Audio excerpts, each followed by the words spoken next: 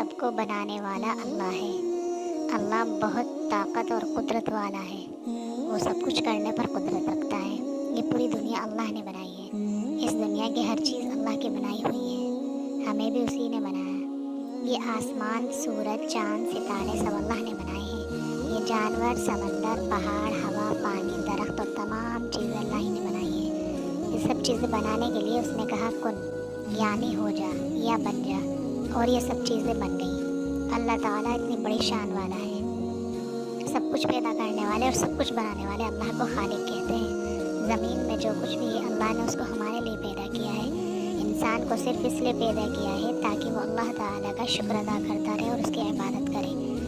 کیا آپ کو معلوم ہے بچوں، زمین، آسمان، پہاڑ، سورج، چاند اور ستارے بنانے کے لیے اللہ کو کسی کی مدد کی ضرورت نہیں تھی۔ یہ سب کچھ اس نے بغیر کسی کی مدد